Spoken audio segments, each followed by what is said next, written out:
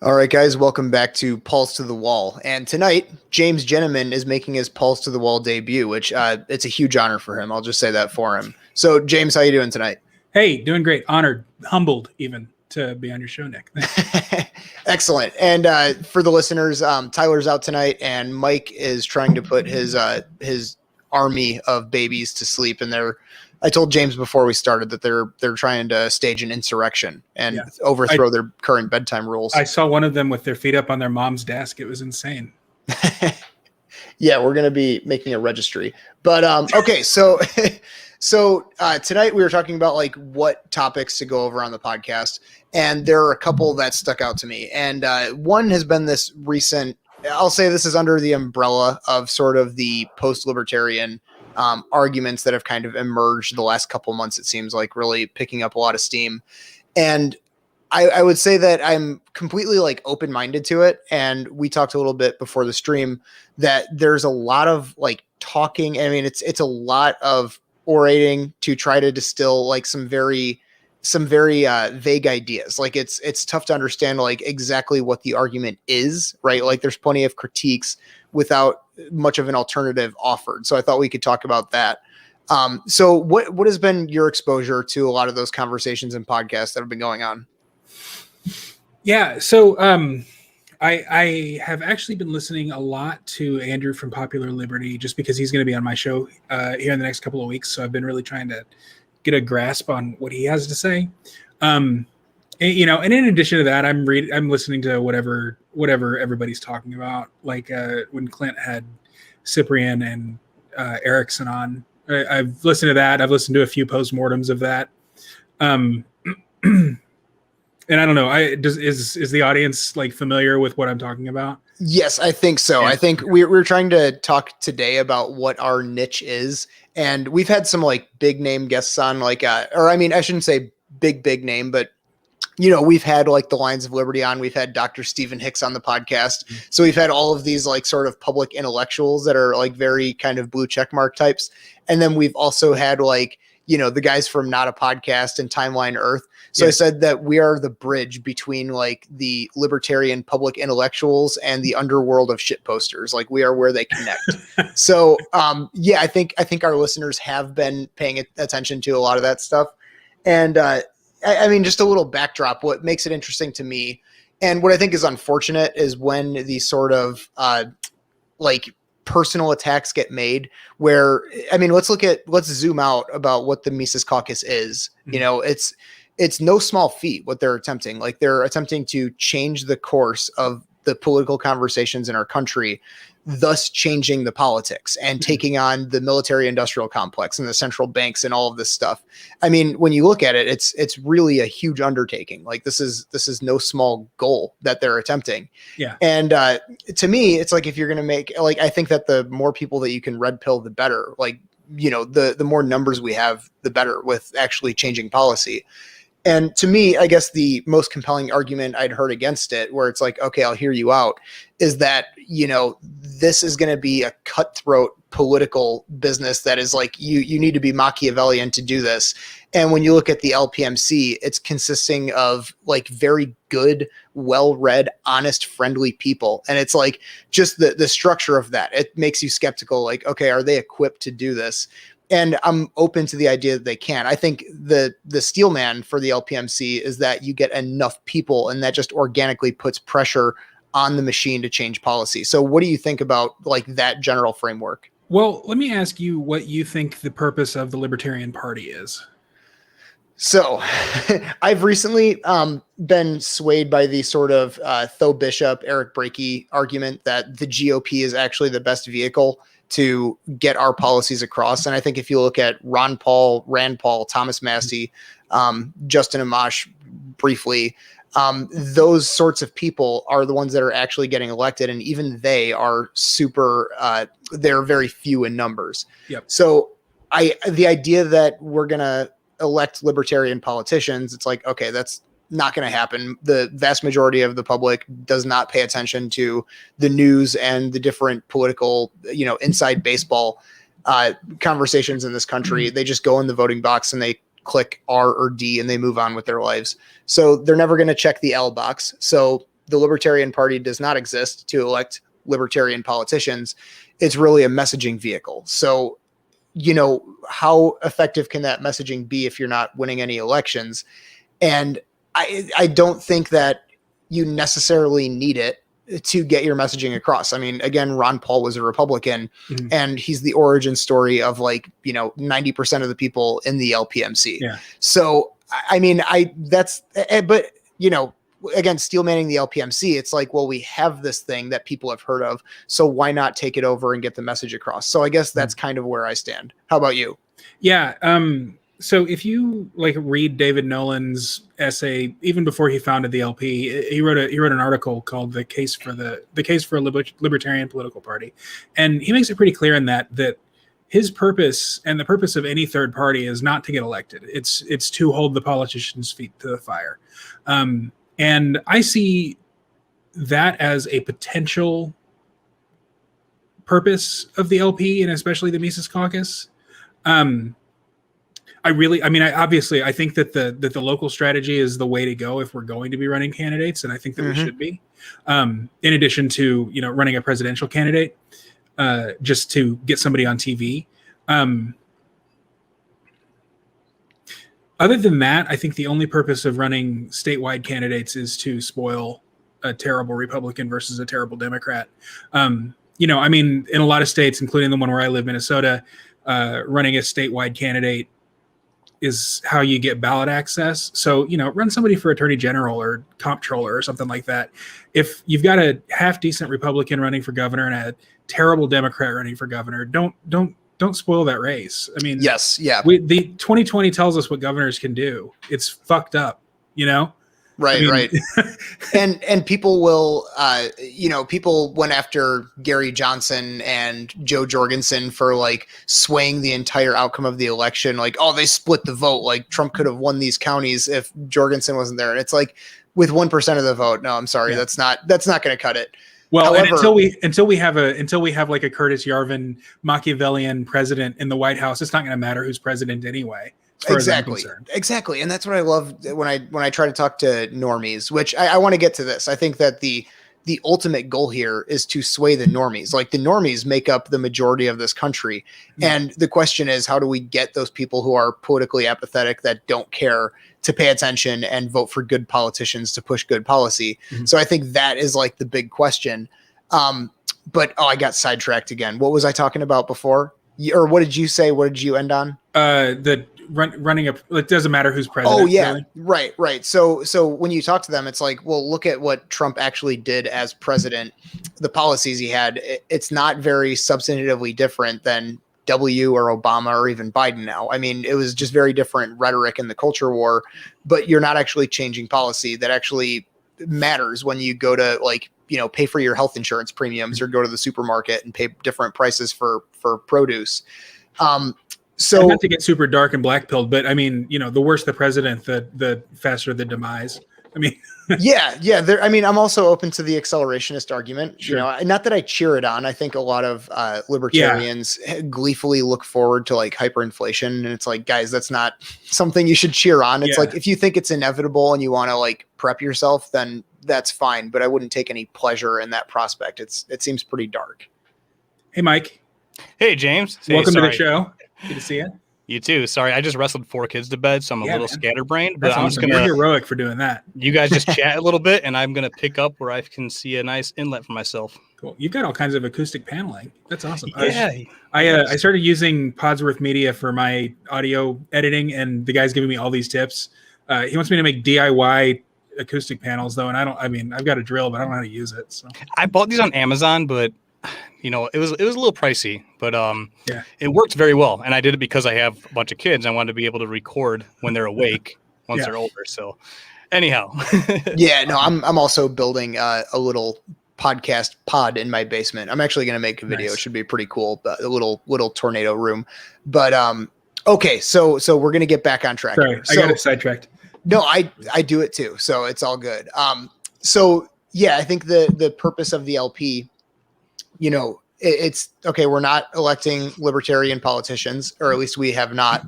So, okay, at least not in big races. I mean, at the local level, there's I mean, maybe 100 or so elected libertarians. It's not a huge number, but it's nothing to sneeze at either. I mean, Kara Schultz, who is here local in the Twin Cities, she's like head of candidate recruiting for the LP, but she's also a city council member. And also she's gotten another libertarian elected to the same city council. The suburb like right next to me is majority libertarian on their city council. Oh, really? So those local races are real. They're winnable. The thing is, they're not partisan. You don't have someone with an R or a D or an L or whatever next to their name on the ballot. You just vote for who made the best case to you as a voter in most cases. Is that a better solution overall though, just to go off of platform rather than letter next to the name? Yeah, I think so.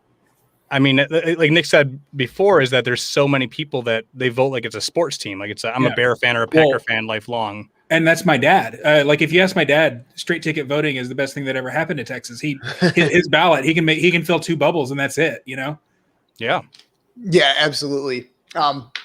Which, I mean, if you listen to like the Tho Bishop sort of argument, it's compelling that, and this is where I've been kind of drifting more towards lately when it comes to actually like getting our policies through, is it's much easier to capitalize on the sort of populism that you're seeing within the GOP. Like they are ripe for change of course. Like the Republican conservative voters of this country are not happy with the establishment. They're not fans of Mitch McConnell.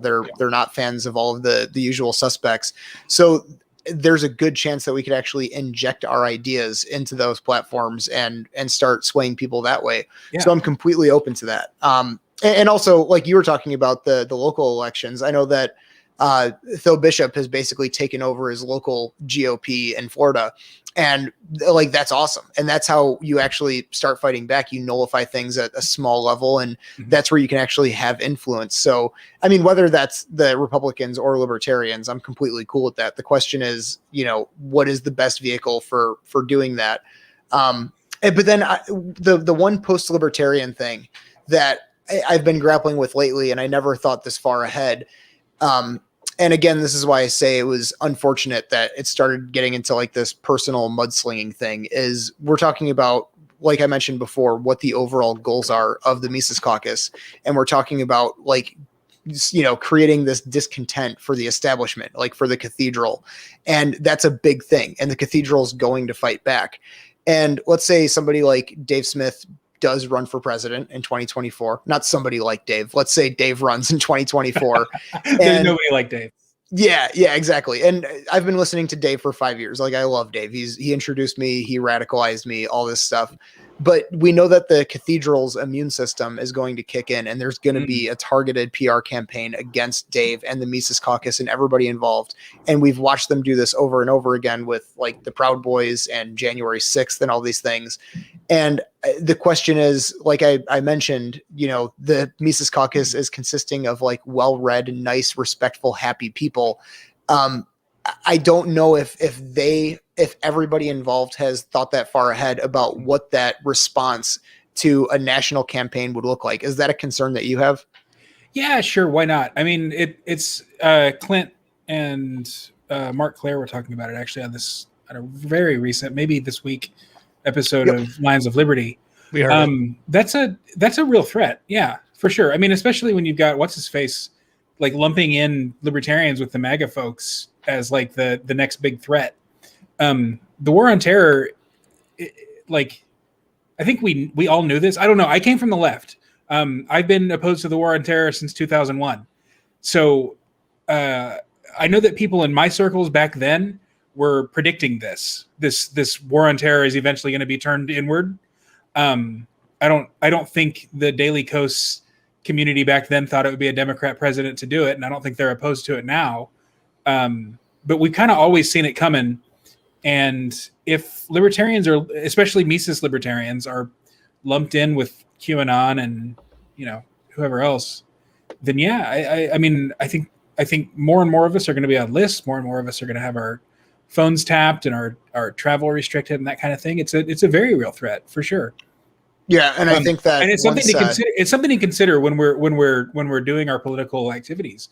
There is no shame, and I mentioned Curtis Yarvin earlier.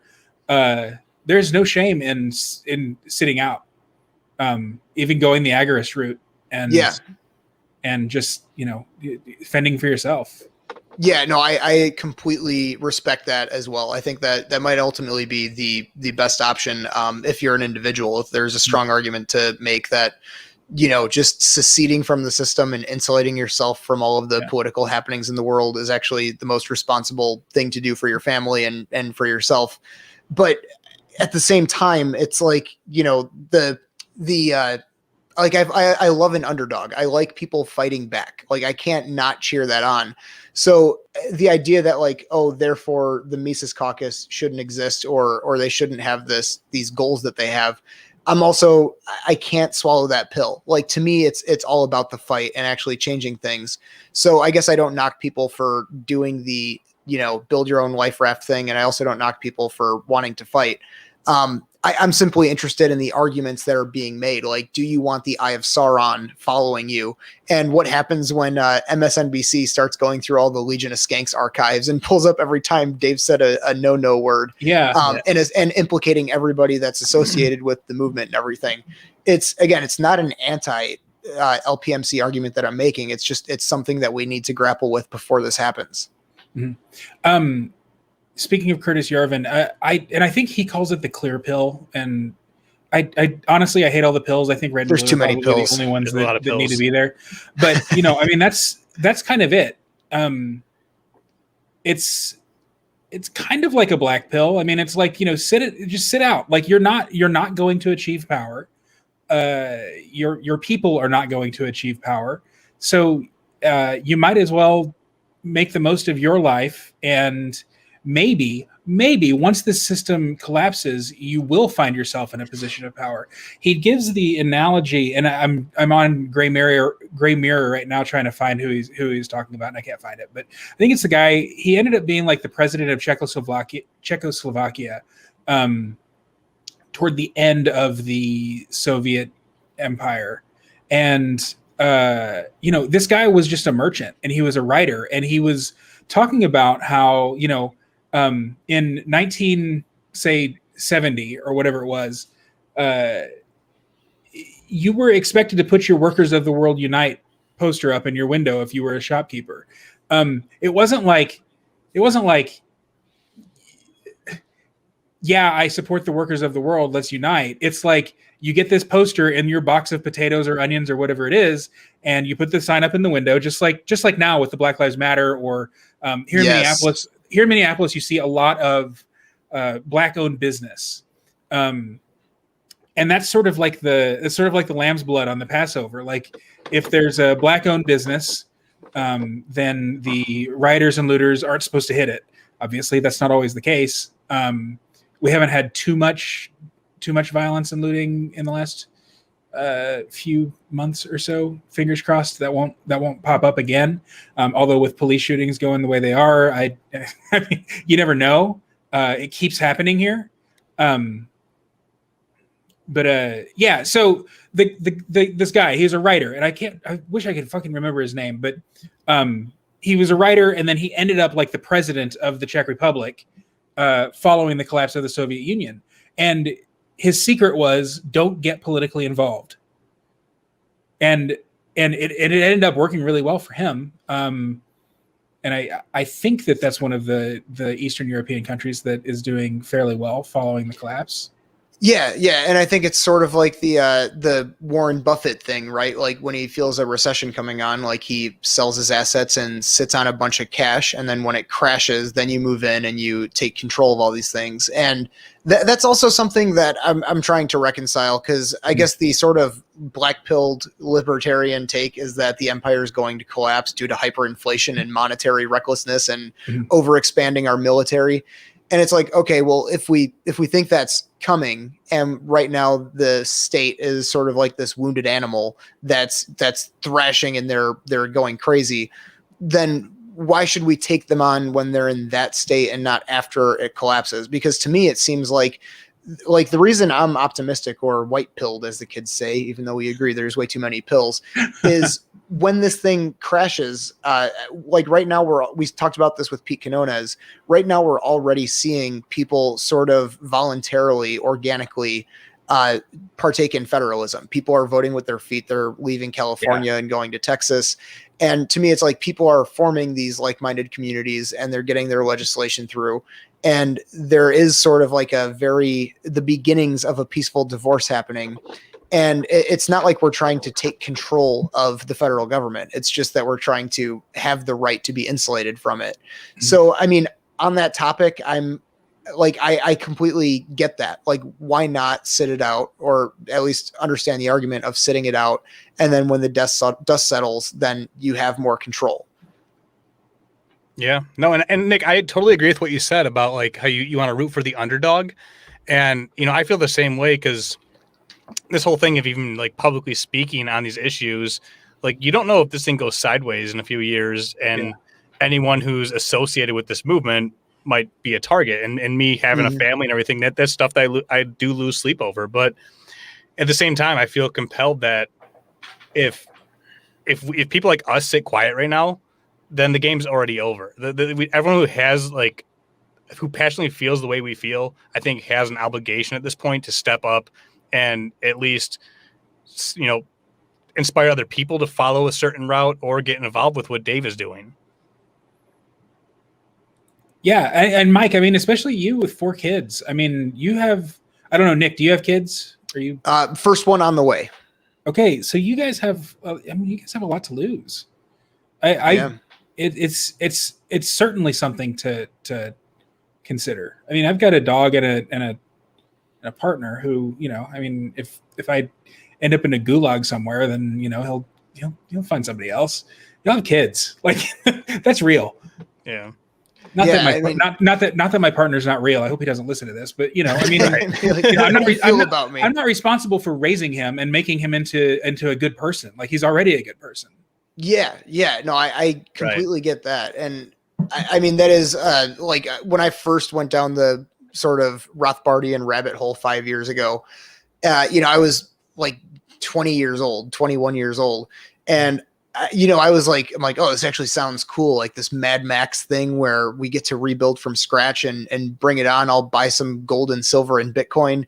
And now that I've grown up a little bit and, you know, start to think about like family and the future and everything, it's actually it'll scare you shitless, the prospect of living in a collapsed society. And I know a lot of people will say like, well, look at the Soviet Union, you know, when they collapsed, it was the best thing that ever happened to Russia. And it's like, yeah, if you're going from Soviet Union standard of living and then you have like, you know, just basic black markets that are now like out in the open, then yeah, your standard of living will go up. But I think people too often don't realize how good we have it here. And it's like things can get a lot worse really quickly. Yeah. And, you know, we like talk about like, you know, if you have Netflix and DoorDash, then you're basically content in this country. Like you don't care too much about this stuff. You know, I was thinking today about like, if you look at the late 1960s, like how divided the country was over Vietnam and civil rights and everything. And then in the 70s, like you had like the oil embargo in like 73 and people were waiting in line to get gas. Like those people at that time had to think the world was coming to an end. You know, I mean, you had like Barry Maguire singing Eve of Destruction, like talking all about how like this has to be the end. And it got really bad for a long time. But then, like, if you look at the 80s, as far as America went, like, it was a time of peace and a lot more prosperity came. But the one thing I contrast with today's society that was a little different is, like, the indoctrination in the school districts and the, you know, the whole, like, big tech censorship. Like, that's a whole new element that we've never had to grapple with before that is kind of there's so many more powers at stake that are having impacts on our lives in every direction that we work on. I mean, we're on YouTube right now. We're using all these big platforms that can shut us down any minute. And that's the wild card that I'm really concerned about. Yeah. I mean, that's why I've been really hammering this drum. Is that beating this drum about the private companies? Like, and I know Pete has a much bigger platform than I do, and he's been hammering it even more than me. But this idea that Google, the owner of YouTube and Facebook and Twitter and all them, are private companies who can then therefore violate the rights of people, even though they are like completely beholden to and probably funded by the U.S. government. I mean, I mean, I can't mention the VACCINE on your podcast, or you guys are going to get delisted or demonetized or whatever by YouTube, because they are the propaganda arm of the state. This is this goes beyond like the press and the media and all that. Like, social media is the media now, and it's something that libertarians are going to need to contend with. It's something obviously that the entirety of society needs to contend with. How do we like get around this like digital tyranny, being that they aren't formally members of the state, but they are state actors? Yeah, this is one of the topics that, months ago, we actually had Cyprian, formerly Vin Armani, on our podcast. And one of the things that like was a great analogy or a great explanation to me is when he talked about how there will be no gulags. Like, we have digital gulags. Yeah, People exactly. get the debanking thing is really creepy to me, where PayPal refuses to process payments, and like JP Morgan Chase will freeze somebody's credit card. And this whole thing is getting very bizarre, and just, obviously banning people on YouTube. Remember when it was just Alex Jones like 4 years ago? And it's like, oh, Alex Jones got pulled off of YouTube. Like, this is unheard of that YouTube banned somebody. And then people are like, oh, who cares? It's just Alex Jones. The guy's a wackadoodle. And then now it's like every day people are getting struck on YouTube and taken down. Yep. And when it comes to the public-private thing, I think this is one of those libertarian dogmas that should be challenged, because it's like, okay, the New York Times is a private company. Your local fire department is government owned. Okay, which one is the more moral institution that actually gives a shit about you? Yeah. It's like, it's the fire department, man. Like, they're actually decent dudes that they get paid with tax money, but they're actually trying to protect their communities, right? This isn't even a decision.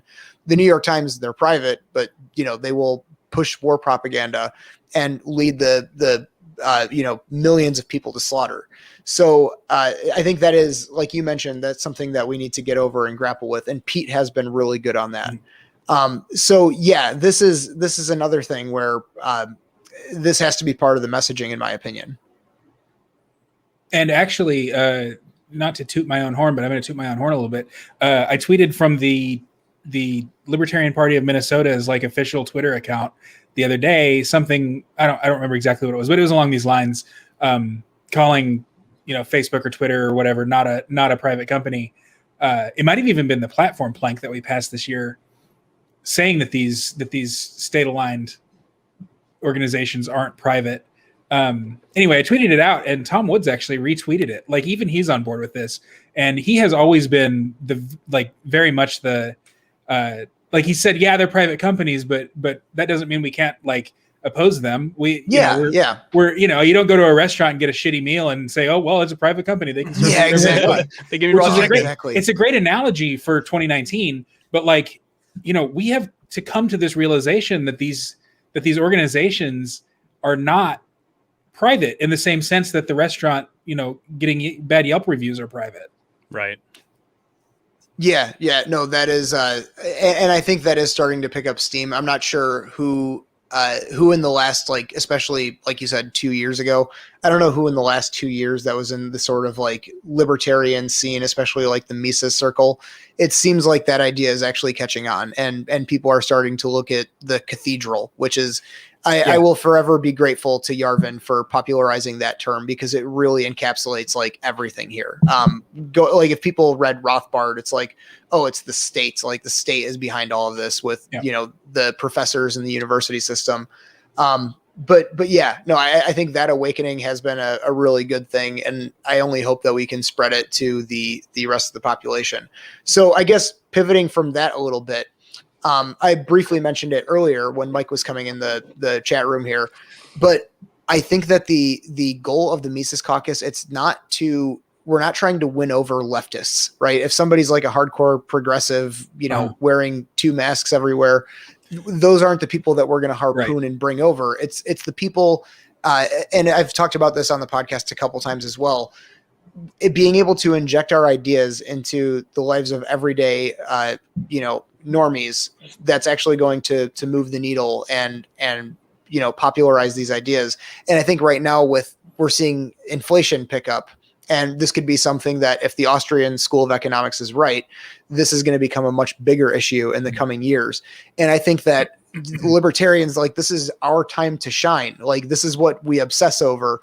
And when this happens, we need to have compelling, concise answers for people about why this is happening. Like, I work in the plumbing industry. I work inside sales for a plumbing wholesaler, and people have been, whenever I give them an invoice, like, their eyes light up and they're looking at the price of copper and PVC and water heaters and all this stuff.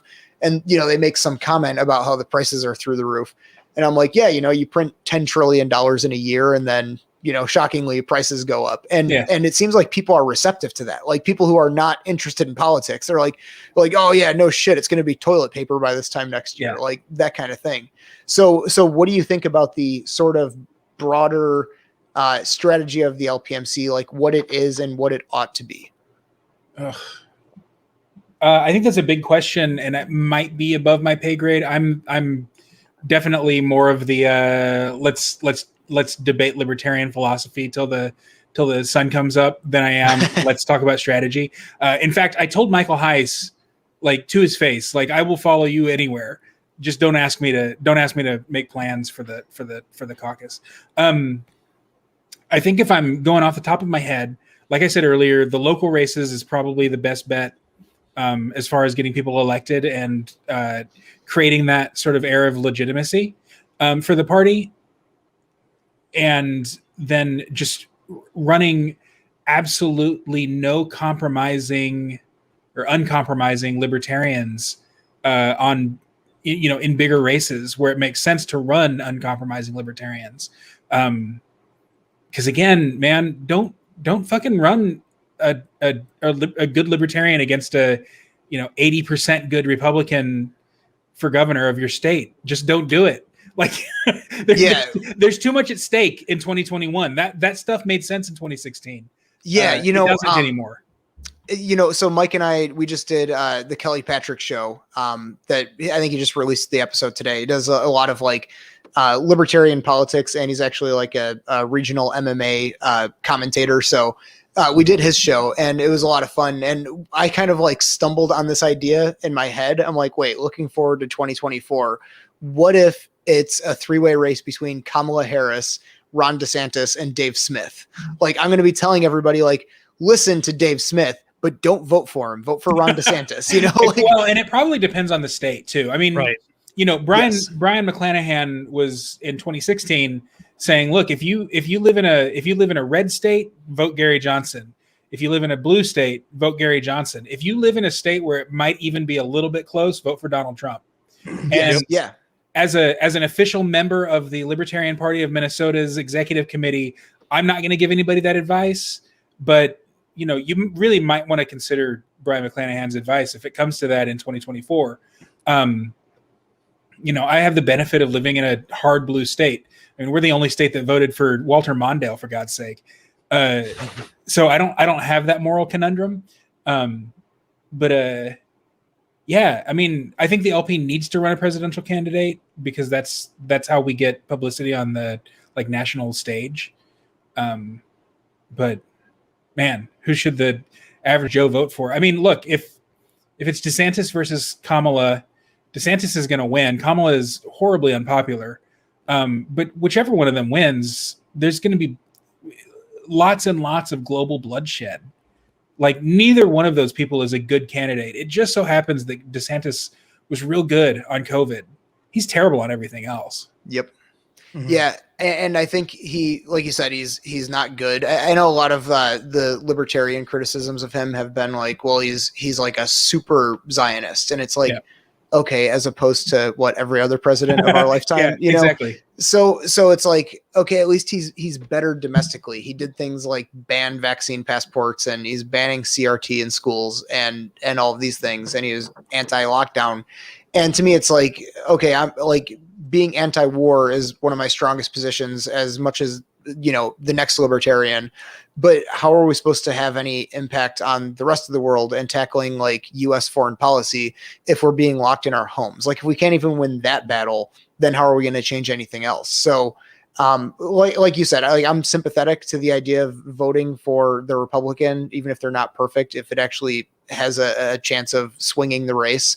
But yeah, I like, I said before, I also want to see Dave get on a debate stage. That's not going to happen. I just like gut feeling, the gut meter tells me that Dave is not going to be on CNN, like debating Kamala Harris. It would be the most glorious thing that mankind has ever witnessed. I just don't think it's going to happen. Dave's benefit is that he has a resume full of cable news appearances, and those won't slow down if he runs for president.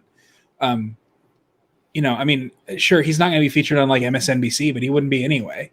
Right. Yeah, for sure. Yeah, and like people like Rogan would have like an obligation to have him on because it'd be so blatant if he stopped having Dave Smith on while he's running. It'd be like, it would be like you completely turn your back on the guy. But yeah, I don't know. I mean, it's funny that you mentioned that like you're fortunate enough to live in a deep blue state, and Nick and I are in Illinois too. So I said the same thing on the Kelly Patrick show that if Dave is, I don't care what percent Dave is at, I'm going to vote for him in Illinois because it doesn't matter. Yeah. Damn, I didn't know y'all were in Illinois. That's awesome. We're going to have to have like a Midwest, because I was just talking to LB Muniz the other day. We need to have like a Midwest little meetup. For sure, dude. And I'm actually, I get up to the Twin Cities a couple times a year for work purposes. So yeah. Nice. Yeah. Let me know next time you're here. For sure. Great. Because we do like almost, I don't know, at least monthly stuff. Cool. Where about are you at in the Twin Cities? I'm right in the middle of Minneapolis. Okay, cool. Oh, sweet. Look at that. I thought I'd heard you mention that you're in Minnesota before. So I never even considered that. There's a very similar dynamic with like your local state politics as with us. And what sucks about us is there like one city in Minnesota that like dominates the rest? Is it like Minneapolis is blue and everybody else is kind of conservative? Minneapolis and St. Paul are very blue. Duluth is up near Lake Superior is purplish, and then everything else is red.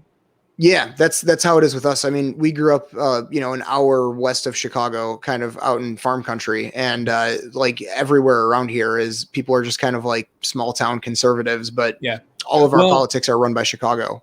But yeah, exactly. But the cool thing about Minnesota is that the Republicans tend to be libertarian leaning, and in fact, I think in 2012, Rick Santorum like won our popular caucus vote, whatever, for the GOP primaries. Mm-hmm. But then at convention, we sent like our entire delegation was Ron Paul, except one Ron Paul delegate gave up his seat so that Michelle Bachmann, the congresswoman, could go as a delegate because she wasn't running for Congress again that year. So just like out of respect for her. But other than that, it was unanimously Ron Paul. Like, it's just, I mean, it's a blue state, but it's fairly independent.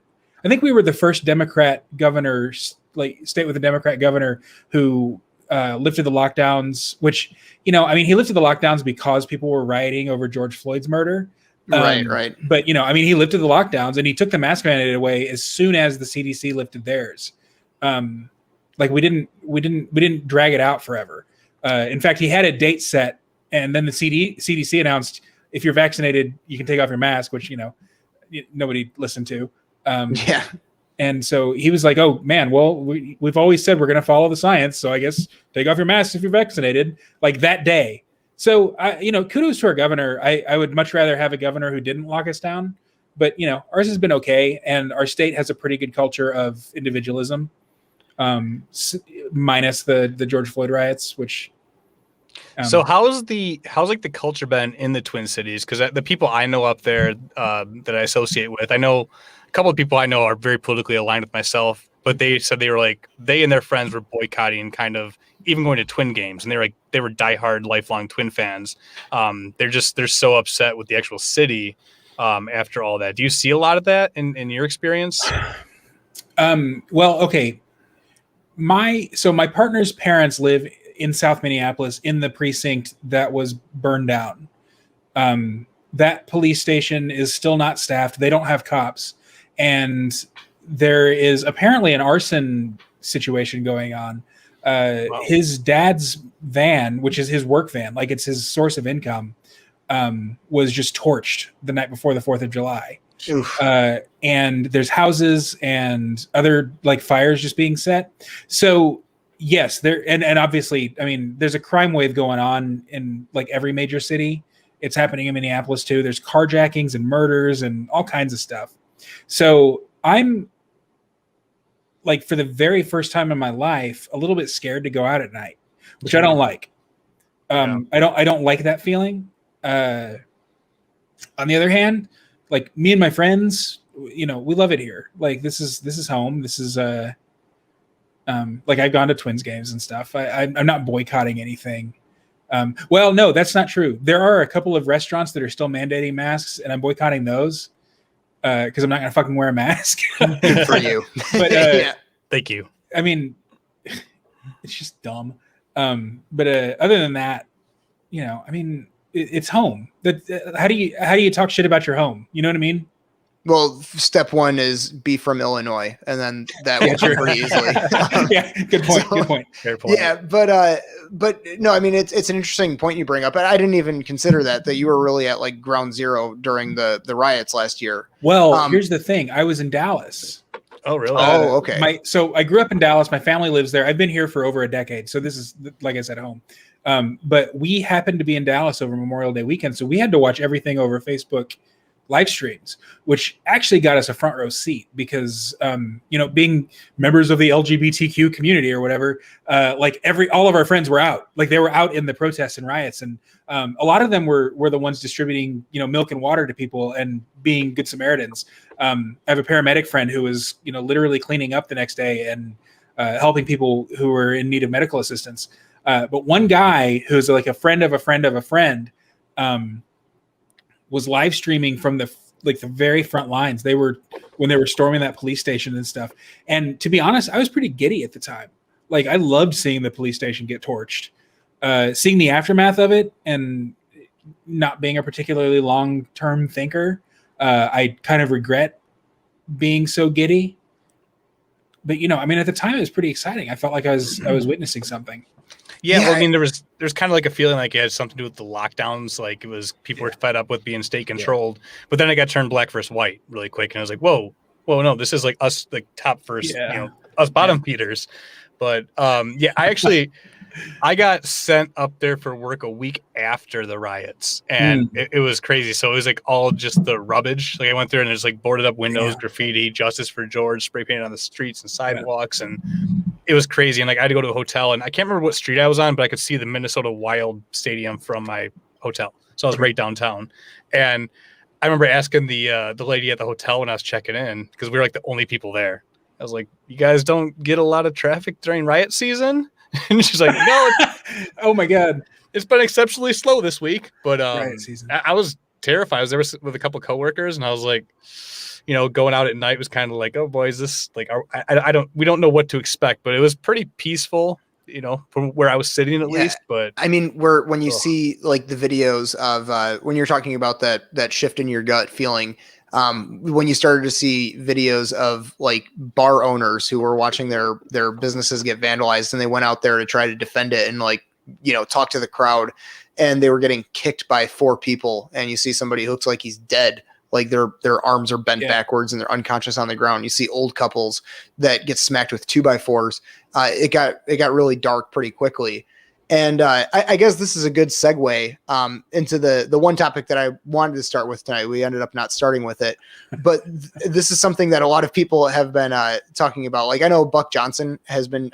First of all, I really like Buck's podcast. He's a great interviewer and just a fun guy to listen to.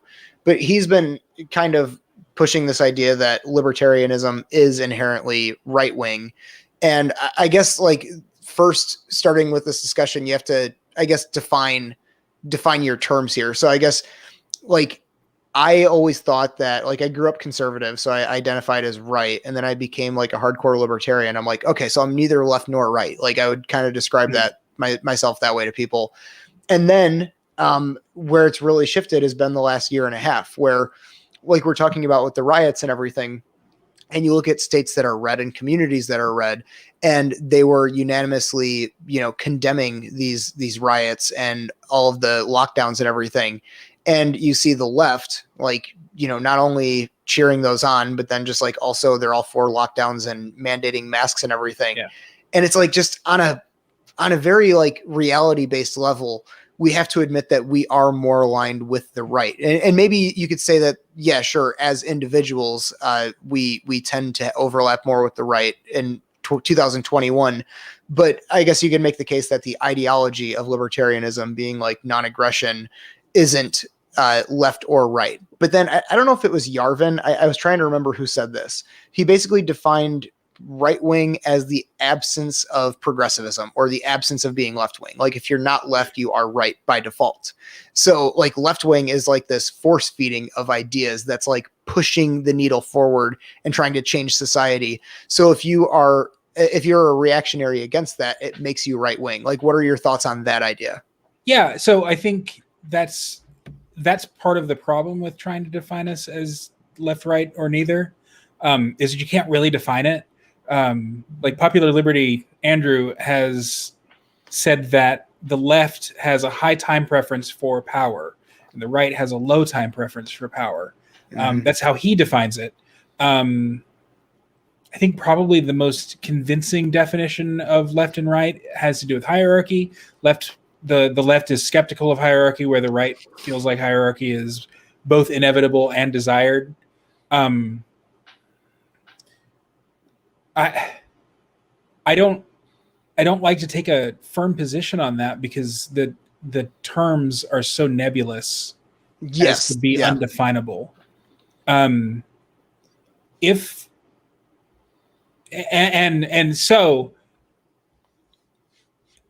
I think that if I had to define myself, regardless of which definition you pick, I fall pretty firmly on the left.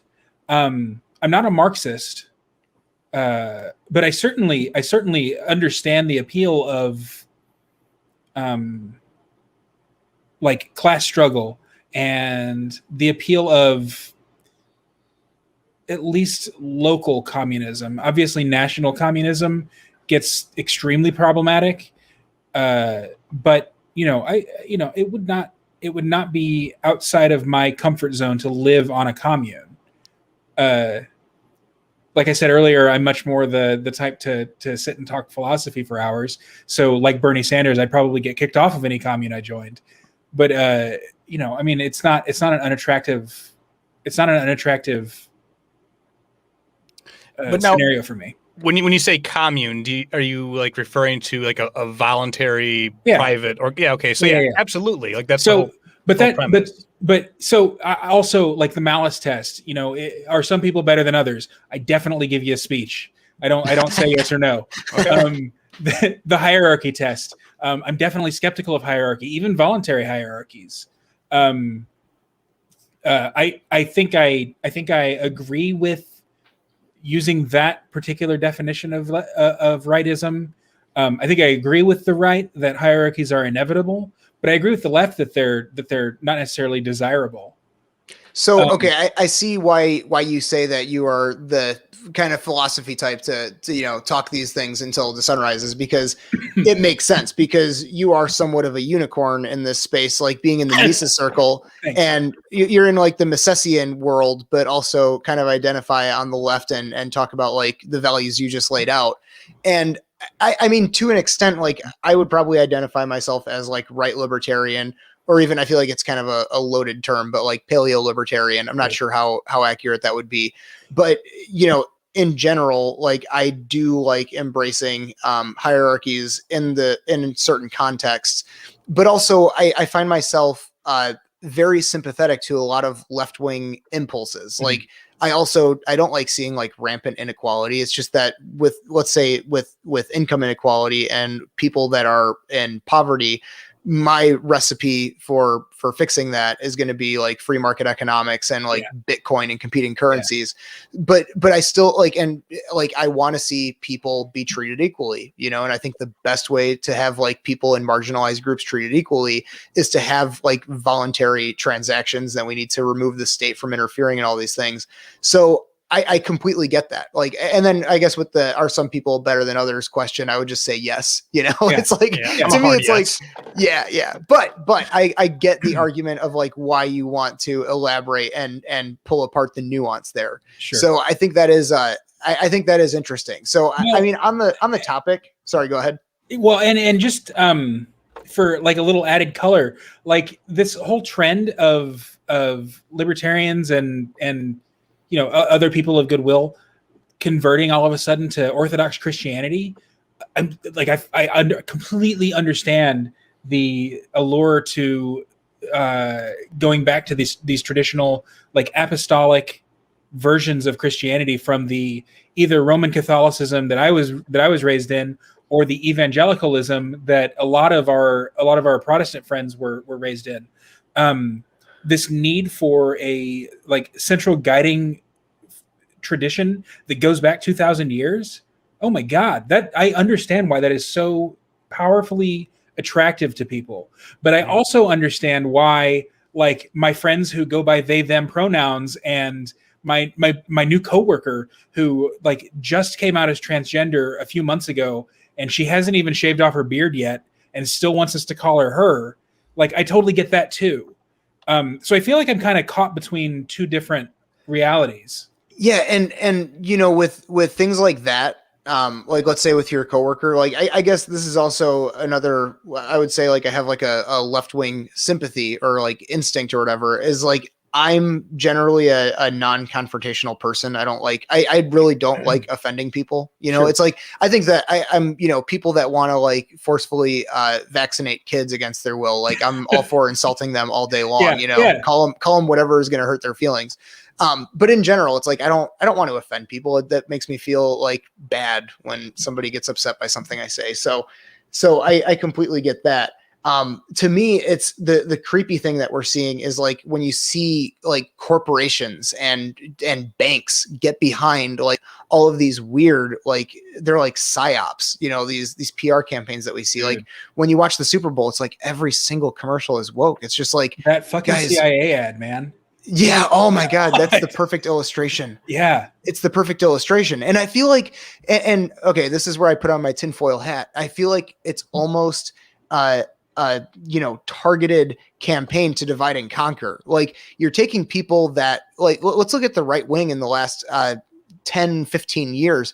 Like they have come a long way on a lot of social issues. Like they really have. Like they're even like establishment Republican voters are very live and let live, And it's like, go ahead. Sorry. No, I was going to say, it's like the idea of, we want to be an inclusive society and tolerant of others. It's like, guys, that battle's pretty much won. Like if somebody is like, openly bigoted or racist or whatever, it's like, even if there's a right wing or a company that's like owned by conservatives, they're going to like fire that person immediately. Like it's just the way our society's moved. And, Gavin McInnes always uses this phrase where he's like, you guys are fighting ghosts. And I think that's a lot of what we're seeing right now is people like, if you look at the whole like BLM movement, they're acting as if we still live in the Jim Crow South and not appreciating how far our society's come. And I really like this analogy of progressivism being like a fruit. Like if it's a banana, if you have a society with no progress, it's like a green banana that you can't eat. Like it's not ready to eat yet. Mm-hmm. But if you have so much progressivism, it's like, okay, the banana's turning brown and there's fruit flies around it, That's a good analogy. Yeah. Yeah. I can't remember where I heard it. I might've come up with it. So I'll throw that out there. If you did. Yeah. I think, and actually this is, I haven't like done a ton of thinking about this. I think that progressivism as like an ideology is the antithesis and opposite of libertarianism as an ideology. And I think that you have left libertarians just like you have left progressives, but you also have right progressive just like you have right libertarians. I think that the like common thread of progressivism is just this idea that the government can accomplish all of these things that the progressives want the government to accomplish. Yeah, even going whereas back to libertarianism is the opposite of that. Yeah, like, and I feel like the word progressive is fitting if you go back to like Teddy Roosevelt and how he wanted the government to be like this agent of, or this agency of manufacturing like global good. Yeah. So I feel like that tradition of progressivism has really stayed true to itself, and it's dominated the last 100 years. And meanwhile, conservatism, and this is maybe a chat for another time, because I wanted to talk like political labels tonight, because it seems like those are ever evolving and shifting and changing. And if you listen, so I like Dave Rubin. I really like listening to his show, but it gets a little old. He asks every single guest. Oh my God. He asks every guest, would you make any distinction between classical liberal and libertarian? And it's like, come on, Dave. Like, there's so much more beyond that. Like, yeah, they're pretty much the same thing. All right, can we move on? Like, I want to know about such like a boomer con. I know, man. It's a bummer. I used to love him so much. I know. He started calling people patriots, which, like, okay, fine, call people patriots. But you're right. I mean, like, all of that just sort of nonsense is just such window dressing when you have deeper issues to discuss. Yeah, and I know we actually talked about this on some Facebook posts. I can't remember what group it was in, but yeah, Dave Rubin. It's like, it's a tough one, because I feel like he has one foot in the sort of like real alternative media scene,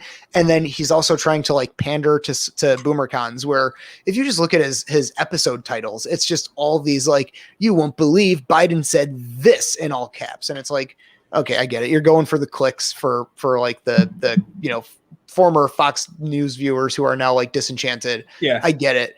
But yeah, no, it's tough, because I still like him a lot. I like listening to his show. He's a great interviewer, but gosh, that's been rough to see his cringe BoomerCon transformation. But on the other hand, his interview style is something that I want to mimic and like model myself after. Absolutely. Like, I love the way that he asks questions and stuff. And yeah, that is like my crowning achievement as a podcaster is my interviews. Like I've been called like the perfect interviewer, which I love. Cool. That's how I discovered you, is your interview of Tom Woods. Okay. And then I recognized your name from like were you in the part of the Problem Inner Circle? Yeah. Okay, yeah. That's so I knew you from there. I thought so. And then like the LPMC. But your interviewing style is great. And I think that Dave Rubin is also a great architect of interviewing. So let me see before we get out of here. In the chat too. Yes, I was about to say, before we get out of here, we should okay, go ahead and answer the question. Okay, so Daniel W., who is a friend of mine, shout out to Daniel W., whose last name I'm not going to say, even though I finally know how to pronounce it after all these years of interacting online.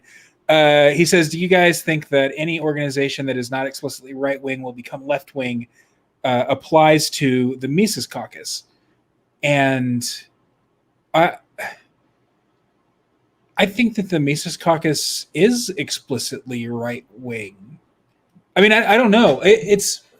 It really depends on how you define the terms. That's the problem. Yeah. Because so here's the Mises Caucus, and this is one area where I differ from the Mises Caucus.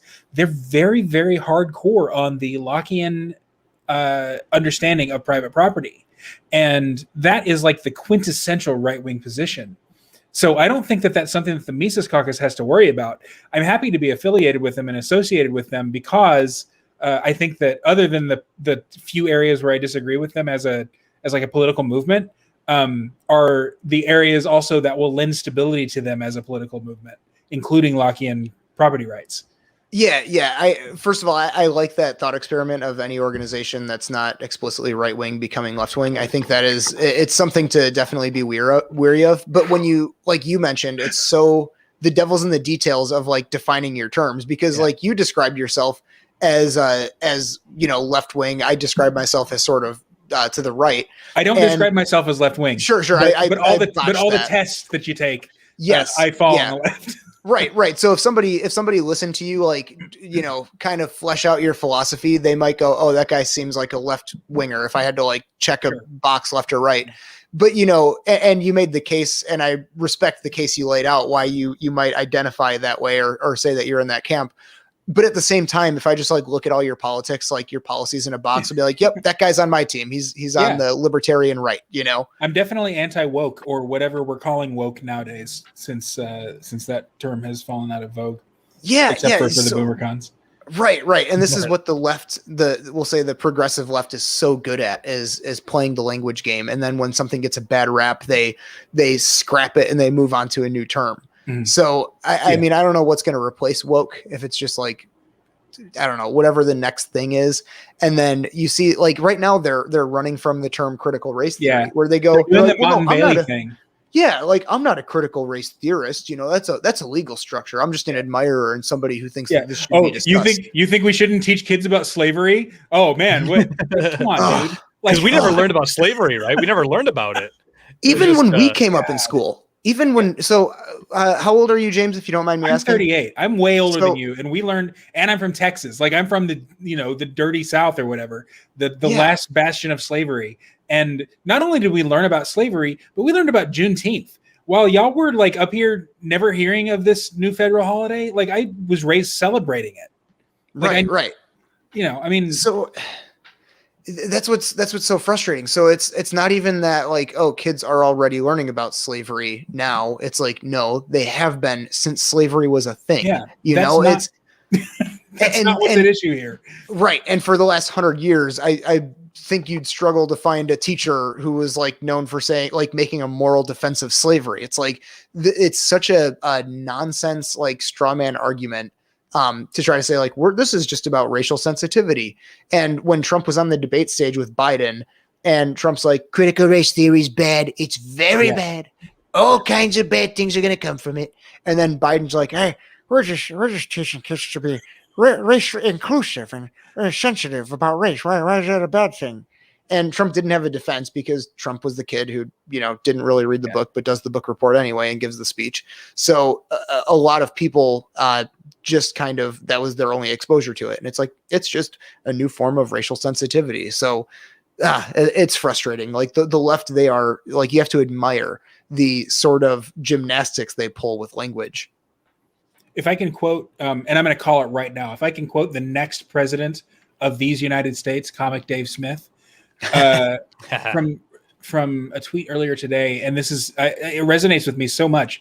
The most powerful voices are always the ones that shatter the paradigm, and I love that, first of all, because the paradigm is like the not even like the conventional wisdom. It is what everyone just assumes to be true. It's the era that we live in. So the most powerful voices are always the ones that shatter the paradigm. The Black parents passionately opposing schools teaching their children that they are victims are some of the most important voices in the country. And that is absolutely true. Oh, yeah. I don't care where I fall on the left or right.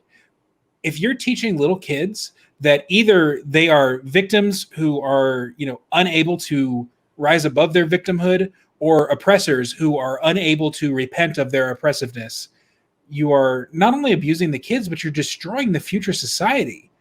Like, you guys as parents, like, have a huge responsibility there. And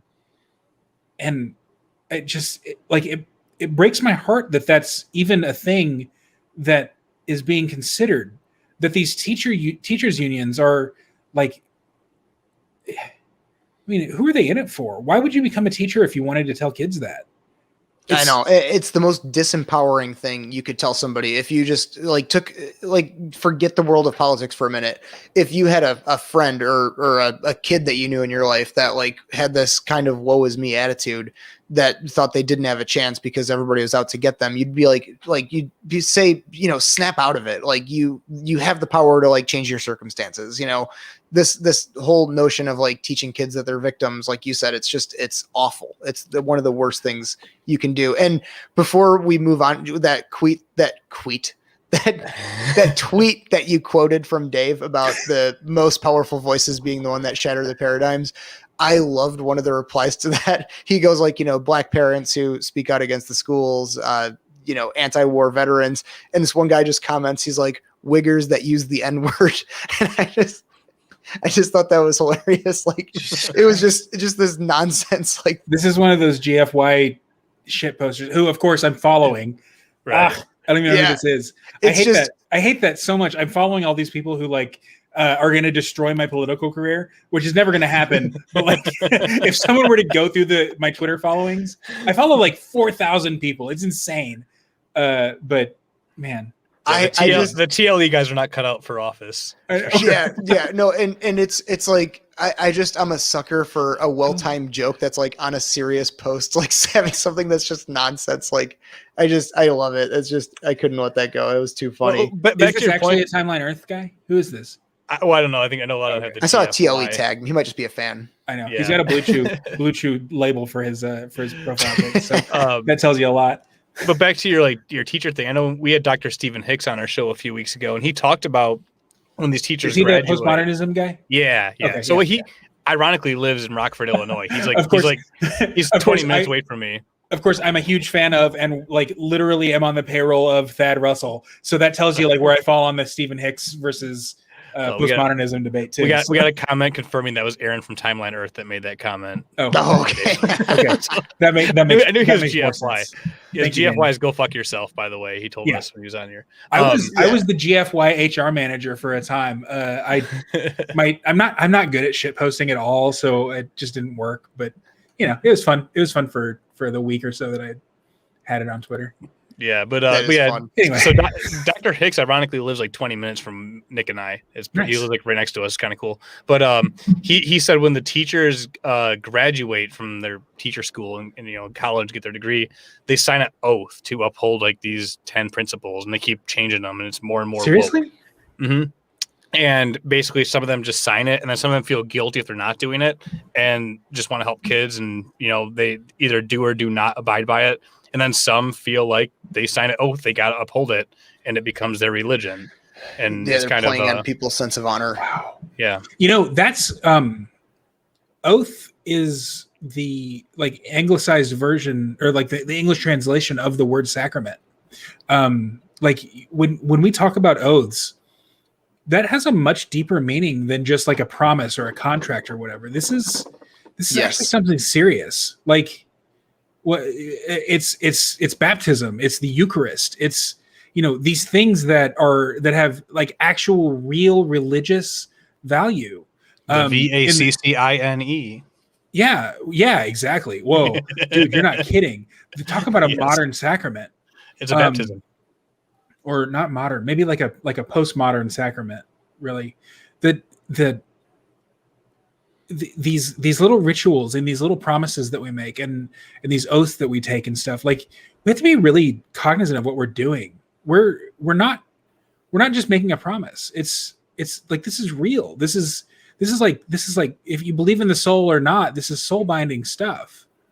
Yeah. And dude, that's no joke. And I think that's something that people feel on a very like spiritual level, where if you ask somebody, like if you tell a white lie, right? Like if my wife says like, oh, did you remember to take out the garbage or something? And I go, I'm like, yeah, I did. And it's like, okay, I'll really go do it in a minute. And she's like, swear on Sophie, our dog's life. And I'll be like, no, I'll go do it right now. Like there's this another level of like, this is my honor. Like this is my soul, like you said. And I think that whole oath thing like really plays into that. But hey guys, so I do have sort of a hard out. I wanted to wrap up by around 9. Okay. Even though we could talk for hours. James, plug your podcast, your Twitter, everything that you want to plug. People can find you. Podcast is at blackbird.substack.com, and Twitter is at JamesLJ. Hell yeah, dude. Well, yeah, James, thanks so much. I wish we could talk a little more. Next time in the Twin Cities, I'll hit you up though. I'm up there quite a bit. So, but yeah, guys, please rate, review our show. Leave us a review on iTunes, and find us at Freedom Fest, July 21st or 24th in Rapid City. And Balls to the Walls on Twitter with the Z at the end. With the Z at the end. Can I shout out real quick Bobby Joe in the chat? She's been I wanted to. Super active, and I love her to death. And I'm going to give her a big hug next time I'm in St. Paul. And we didn't get to acknowledge any of the stuff that she contributed to. I felt bad because I'm like, I love the live commenters, but it's like she's new to us. We're learning. Catch up. Oh, yeah, she's so great. Hopefully she'll come back. But yeah, she's awesome. And if next time we do like a Twin Cities meetup, she'll definitely be there too. Hell yeah. All right, cool. Talk to you guys later. Thank you so much. Thanks, James, guys. Thanks for listening. Bye.